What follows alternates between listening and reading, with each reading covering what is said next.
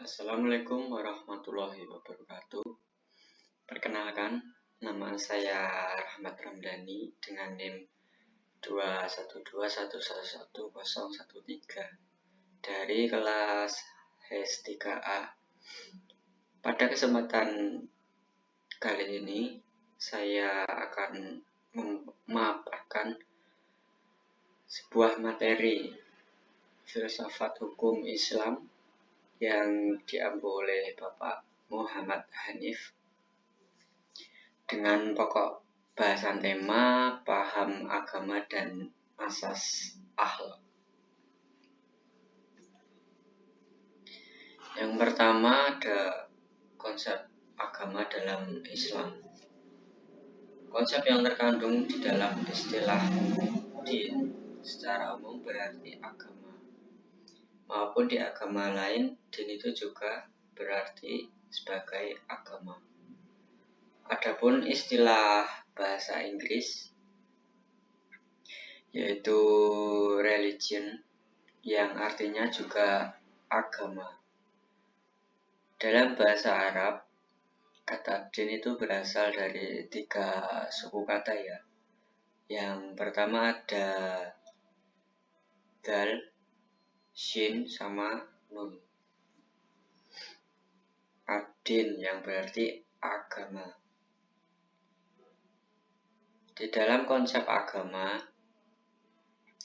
sendiri dapat diartikan keseluruhan sebagaimana yang ada dalam konsep agama. Keseluruhan ini mencakup 4 makna penting. Yang pertama, keadaan berhutang. Yang kedua, penyerahan diri. Yang ketiga, kekuasaan peradilan. Dan yang keempat, kecenderungan alami. Nah, kita akan membahas 4 makna itu ya. Apa sih makna dari keempat makna utama tersebut? Langsung saja kita simak. Oke, yang pertama ini ada keadaan berhutang.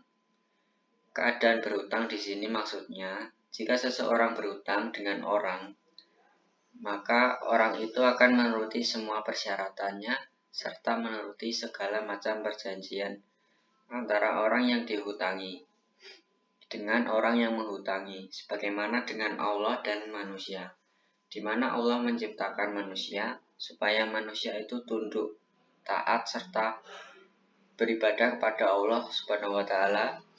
Segala hal yang dilarang oleh Allah dan perintah, maka manusia wajib menjalankannya dengan penuh keikhlasan. Semata-mata itu untuk mencari ridho dari Allah Subhanahu wa Ta'ala.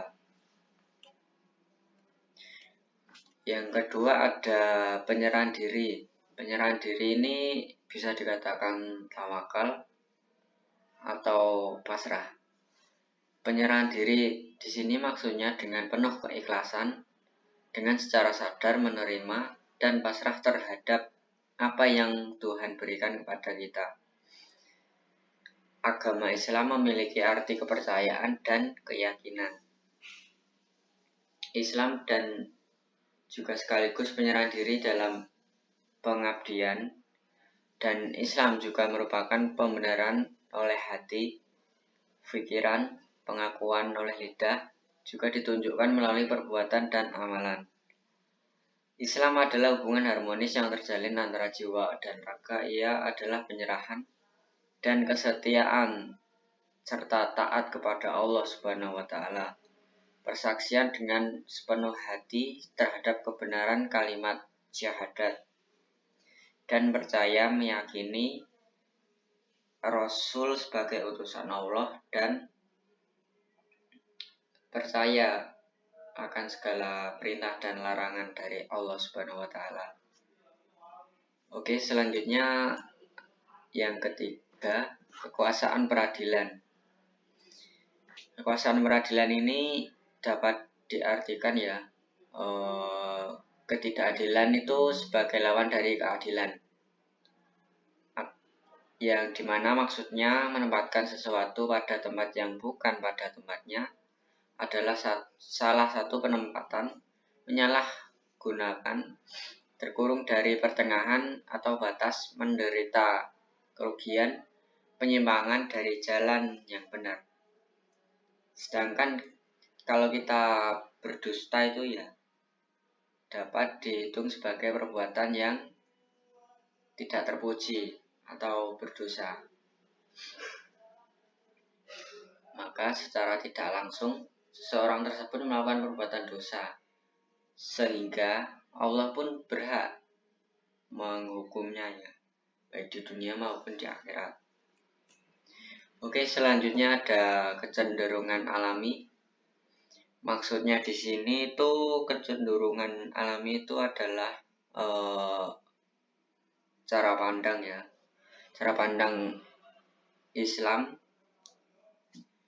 yang dapat dibedakan menjadi dua unsur, tetapi unsur yang satu adalah bebas dan berdiri sendiri, sedangkan yang lain bergantung padanya.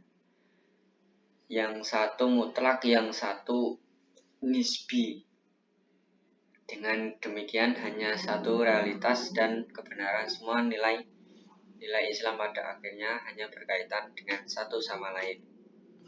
Baik, kesimpulannya adalah jadi pembahasan ini mengenai paham agama dan asas akhlak, yaitu saling keterkaitan satu sama lain dengan manusia dengan Allah. Istilah din secara umum ya berarti agama yang memiliki cakupan secara menyeluruh. Kekuasaan peradilan diantaranya ini ada aspeknya ya, keadaan berutang, penyerahan diri, kekuasaan peradilan, serta kecenderungan alami.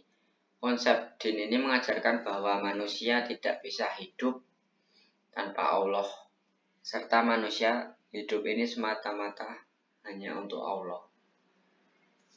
Baik, sekian, terima kasih. Wassalamualaikum warahmatullahi wabarakatuh.